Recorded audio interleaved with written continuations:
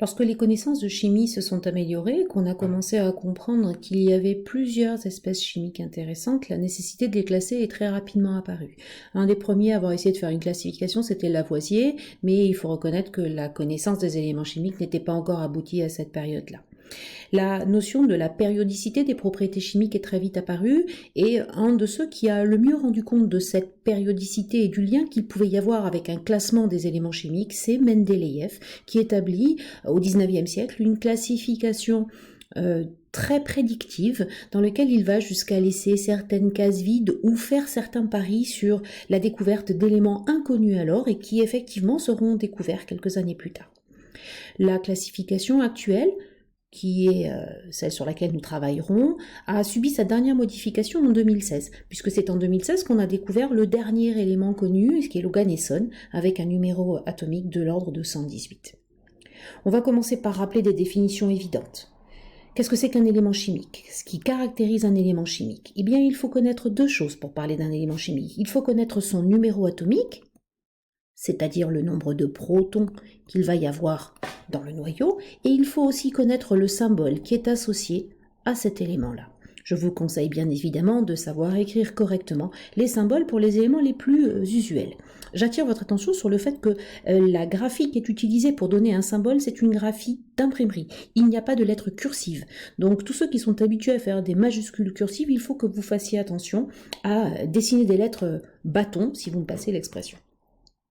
On a déjà expliqué que pour un élément chimique donné, il pouvait y avoir plusieurs formes possibles, qui seront donc les isotopes d'un même élément, dont on sait qu'ils ont en commun le même numéro atomique, c'est-à-dire le même Z, le même nombre de protons dans le noyau, mais qu'ils vont différer par le nombre quantique, le nombre de masse, c'est-à-dire le nombre de neutrons à la sortie. Ils n'ont donc pas le même nombre de neutrons. Il y a des exemples classiques et à connaître d'isotopes célèbres. Je prendrai le cas du carbone, connu pour son isotope 12 ou son isotope 14, qui est radioactif et qui sert à faire de la datation. Et puis il y a bien entendu l'hydrogène, avec son célèbre deutérium, qui a des propriétés nucléaires tristement célèbres. Les éléments chimiques sont rangés dans le tableau périodique en suivant des règles qui sont très très simples. La première, c'est de bien remarquer qu'ils sont déjà rangés par numéro atomique croissant.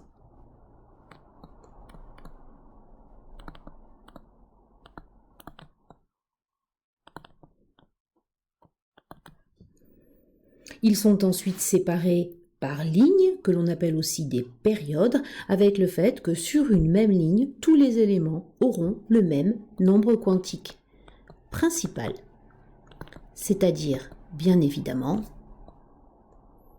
petit n.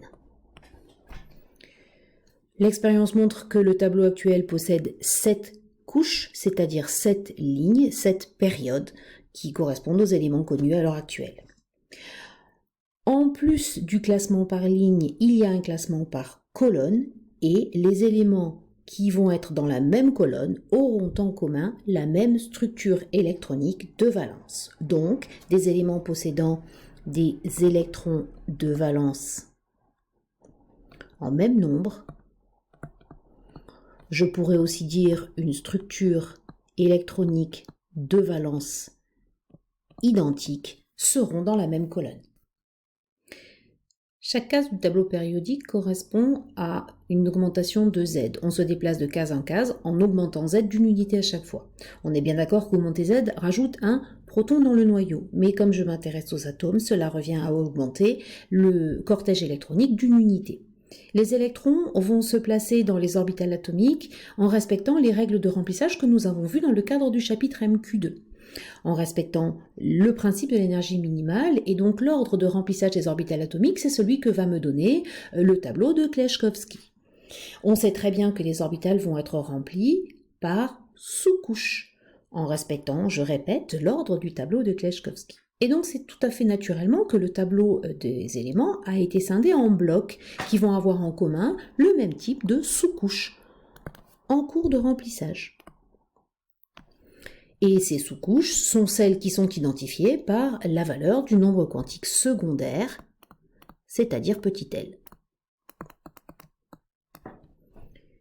Les blocs ont été placés dans l'ordre réel de remplissage. L'anomalie de remplissage fait que, quand le nombre quantique petit n est suffisamment grand, je vais être amené à remplir le bloc F ou le bloc D avant de remplir le bloc P. Donc c'est pour ça que les blocs sont séparés et qu'on va trouver intercalé un bloc D entre le bloc S et le bloc P d'une ligne définie par la valeur de petit n. Les blocs possèdent un nombre de colonnes qui est équivalent au nombre d'électrons qu'ils vont pouvoir accueillir. Le nombre d'électrons qu'il va pouvoir accueillir est de 2 au maximum par orbitale présente dans une sous-couche. Donc il faut que vous fassiez le petit calcul de savoir combien de colonnes va avoir chaque bloc en partant de la connaissance du nombre d'orbitales de chacune des sous-couches et en multipliant tout simplement par 2. Pour le bloc S, c'est facile, une seule orbitale de type S par couche, donc 2 colonnes maximales. Pour le bloc P, 3 orbitales atomiques de type P, ce qui correspondra à 6 colonnes, et ainsi de suite. Le bloc D contient 5 orbitales, donc portera 10 colonnes. Quant au bloc F, il y a 14 colonnes. S'il avait fallu construire un tableau totalement linéaire en intercalant chacun de ces groupes, on se serait retrouvé avec un nombre de colonnes qui était très très grand. Donc simplement pour faciliter la lecture, le bloc F, pour lesquels les éléments chimiques ont des propriétés qui sont relativement voisines, a été, de manière conventionnelle, repéré dans la ligne de remplissage par une unique case, et le détail est donné par un petit bloc qui est placé en dessous. Donc je reprends cette phrase-là en disant que pour faciliter la construction, le bloc F est positionné symboliquement dans une seule case. Et en résumé, on retrouve une forme connue du tableau périodique tel que nous allons l'utiliser, les 2 colonnes du bloc S totalement à gauche, le bloc P totalement à droite et le bloc D. J'attire votre attention sur le fait qu'il est tout à fait normal que le bloc D commence plus bas puisqu'il faut atteindre la ligne n égale 4 pour voir le bloc 3D venir s'intercaler avant. Donc les hauteurs des différents blocs sont importantes et le bloc F représenté en décalé. Voilà, cette connaissance de la structure est absolument indispensable pour vous. Et bien évidemment, la première des propriétés qu'il faut avoir à l'esprit, c'est que ce tableau est surtout intéressant par le fait que les éléments ont été placés en colonne de manière à avoir une répartition électronique de valence analogue. Or, on sait bien entendu que les électrons de valence sont ceux qui sont responsables des propriétés chimiques, et donc je retiens que les éléments d'une même colonne ont en commun non seulement la structure électronique externe, mais surtout les propriétés chimiques analogues. S'il est bien évidemment pas question que vous connaissiez l'intégralité du tableau par cœur, l'utilisation fréquente de certaines colonnes fait que vous devez avoir à l'esprit la manière dont elles sont constituées. Certaines colonnes sont importantes, vous devez connaître le nom de la famille des éléments chimiques qui la constituent, et vous devez pour certaines connaître les éléments qui en font partie. Je commencerai par la dernière colonne. Dernière colonne du tableau signifie bloc d'orbitales atomiques totalement rempli. Vous savez bien entendu que c'est la colonne des gaz rares. On dit gaz rare, on pourrait dire gaz inerte. Le fait que les structures électroniques soient pleines fait effectivement apparaître le fait qu'il n'y a pas d'électrons célibataires et donc très peu de réactions chimiques à retenir. Cette colonne, c'est nécessairement la colonne 18, puisqu'elle correspond à un remplissage complet du bloc S, du bloc P et du bloc D. Vous avez qu'à faire le petit calcul rapide, 2 plus 10 plus 6, 18. Au sein de cette colonne, on trouve l'hélium, le néon, l'argon, le krypton, le xénon, le radon.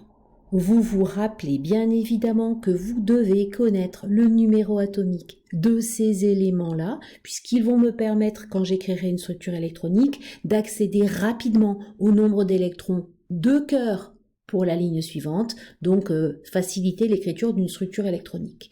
Les numéros atomiques sont 2, 10, 18, 36, 54 et 86. Ça, c'est quelque chose que je vous conseille de connaître par cœur.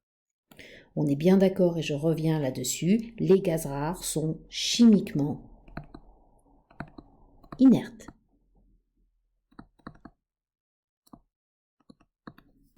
Autre colonne extrêmement utile en chimie, la colonne numéro 17, celle juste avant, qui est bien entendu la colonne qui contient les éléments halogènes. Ces éléments halogènes dans lesquels je trouve le fluor, le chlore, le brome et l'iode. Il y a l'astate aussi, mais l'astate on s'en servira pas. Par contre, les 4 premiers de la colonne sont des éléments que j'utiliserai très souvent en chimie organique.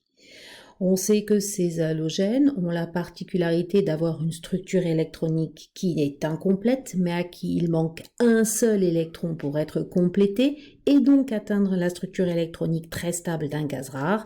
Et donc la particularité, c'est que ces éléments chimiques ont une très furieuse tendance à chercher un électron de plus, et donc ils existent naturellement sous la forme d'un anion de charge -1, je les noterai génériquement X-1, puisque dans ce cas-là, ils vont avoir la structure électronique complète d'un gaz rare, c'est-à-dire 4 doublets dans l'environnement de valence. Et ça leur donne effectivement la structure d'un gaz rare, donc très stable.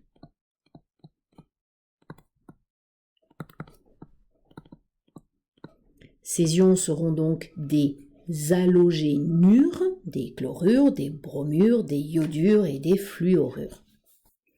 Autre colonne importante dont vous devez connaître le nom, c'est la première colonne du tableau, cette colonne 1 qui est la colonne des alcalins.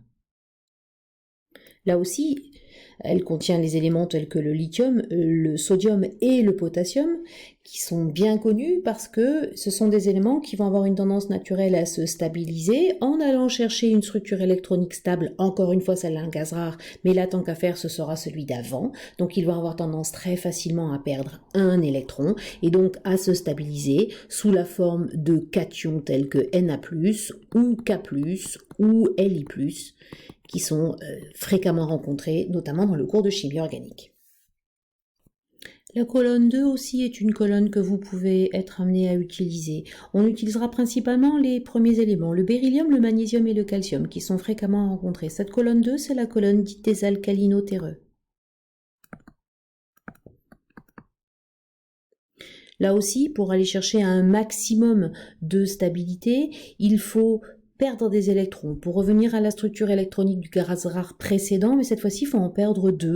Donc on va trouver assez facilement les ions Mg2+, et les ions Ca2+, que vous avez pu rencontrer dans des exercices de solution aqueuse.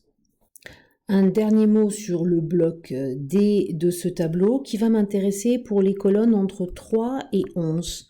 On parle ici de métaux de transition. La caractéristique commune de tous ces éléments-là, c'est qu'ils ont une sous-couche D, mais éventuellement F, en cours de remplissage. On reviendra en fin d'année sur l'importance d'avoir des orbitales atomiques vides dans la structure de ces métaux qui seront utilisés à faire ce que l'on appellera des complexes en chimie organique. Dernière remarque, il est très important que vous soyez capable de placer les uns par rapport aux autres un certain nombre des éléments du tableau périodique, pas tous. Ceux qui sont représentés dans les cases rouges, vert et bleu sont des incontournables, ce que j'appellerais un minimum vital de connaissances. Il y a sur Internet pas mal de phrases, certes très débiles mais faciles à retenir, qui vont vous permettre de connaître l'enchaînement de ces éléments-là et donc de pouvoir très rapidement avoir accès au nombre d'électrons qui vont être dans leur structure de valence ou éventuellement comparer leur électronégativité comme on reverra ça plus tard. Je vous ai proposé 3 phrases pour ces 3 groupes d'atomes que vous devez connaître. Ils vous permettront peut-être de mieux retenir les enchaînements.